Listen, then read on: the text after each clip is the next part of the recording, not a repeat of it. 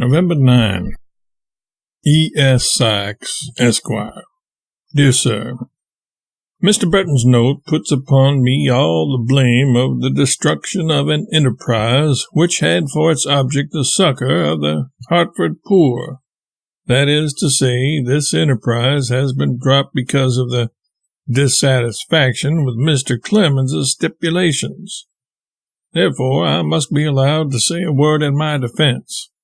There were 2 stipulations, exactly 2. I made one of them.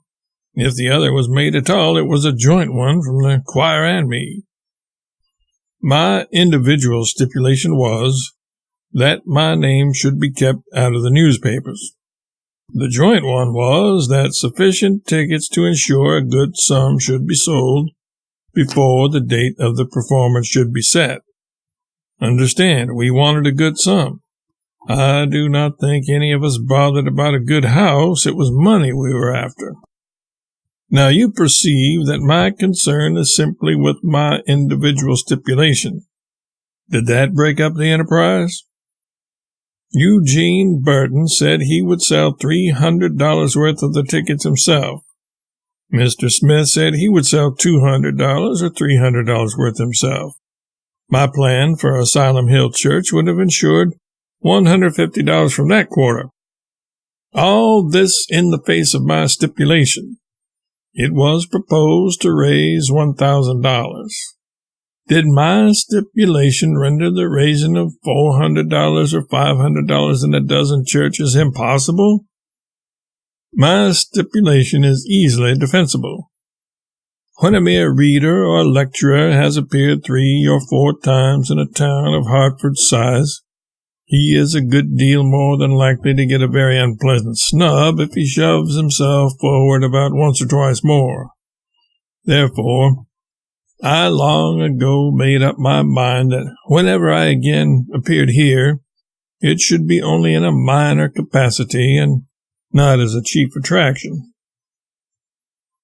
Now, I placed that harmless and very justifiable stipulation before the committee the other day. They carried it to headquarters, and it was accepted there. I am not informed that any objection was made to it or that it was regarded as an offense. It seems late in the day now, after a good deal of trouble has been taken and a good deal of thankless work done by the committees, to suddenly tear up the contract and then turn and bowl me down from long range as being the destroyer of it. If the enterprise has failed because of my individual stipulation, here you have my proper and reasonable reasons for making that stipulation. If it has failed because of the joint stipulation, put the blame there and let us share it collectively. I think our plan was a good one. I do not doubt that Mr. Burton still approves of it too. I believe the objections come from other quarters and not from him.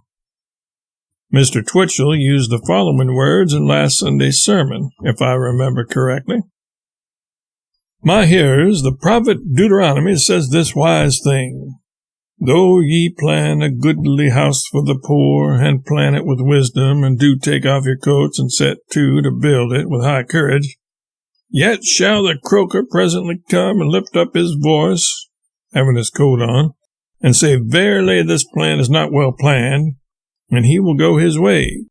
And the obstructionist will come and lift up his voice, having his coat on, and say, Behold, this is but a sick plan, and he will go his way. And the man that knows it all will come and lift up his voice, having his coat on, and say, Lo, call they this a plan? Then will he go his way. And the places which knew him once shall know him no more forever, because he was not, for God took him.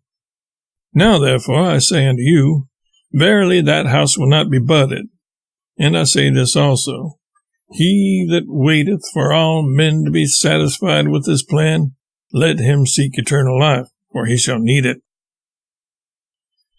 This portion of Mr. Twitchell's sermon made a great impression upon me, and I was grieved that someone had not wakened me earlier, so that I might have heard what went before. S. L. Clemens.